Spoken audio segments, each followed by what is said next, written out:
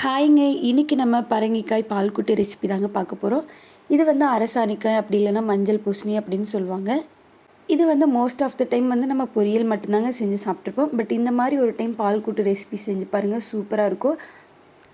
இன்றைக்கி வந்து நம்ம அரசாணிக்காய் வந்து ஒரு பாதி அளவுக்கு வந்து இந்த மாதிரி பொடி பொடியாக கட் பண்ணி எடுத்து வச்சுக்கோங்க. இதுக்கு வந்து ஃபஸ்ட் அரைச்ச தேங்காய் பால் 1/2 கப் எடுத்து வச்சுக்கோங்க. செகண்ட் அரைச்ச தேங்காய் பால் வந்து 1/2 கப் எடுத்து வச்சுக்கோங்க.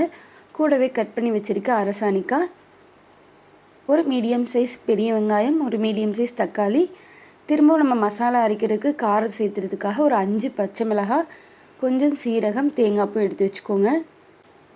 இப்போ ஒரு பேனில் 2 டேபிள் ஸ்பூன் போல் ஆயில் சேர்த்துக்கோங்க.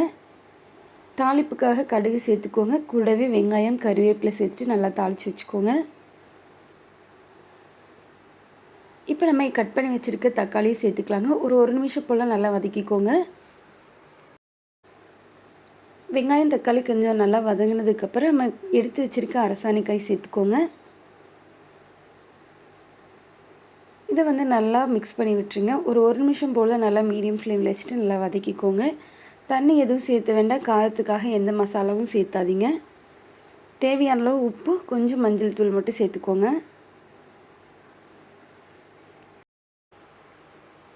இப்போ இதை நல்லா கலந்து விட்டுட்டு நம்ம செகண்டாக எடுத்து தேங்காய் பால் ஃபஸ்ட் சேர்த்துக்கோங்க. தண்ணி எதுவும் சேர்த்த வேண்டாம்.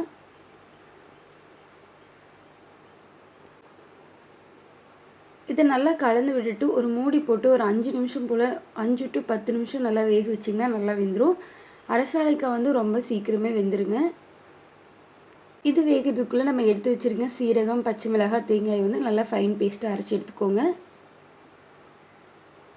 இப்போ நமக்கு அரசாணிக்காய் ஓரளவுக்கு நல்லாவே வெந்துடுச்சு. இப்போ நம்ம அரைச்சி வச்சுருக்க பேஸ்ட் அப்படியே சேர்த்துக்கோங்க. நல்லா கலந்து விட்டுட்டு ஒரு 5 நிமிஷம் போல் நல்லா குக் பண்ணுங்கள். நல்லாவே வெந்துடும்.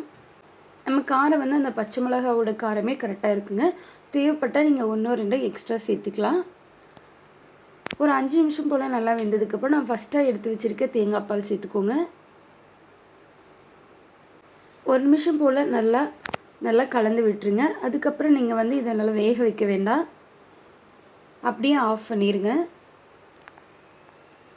கடைசியாக கொஞ்சம் மல்லி இலை சேர்த்துட்டு நல்லா கலந்து இறக்குனிங்கன்னா நமக்கு சூப்பரான பரங்கிக்காய் பால்குட்டி ரெசிபி ரெடி ஆயிடுச்சுங்க.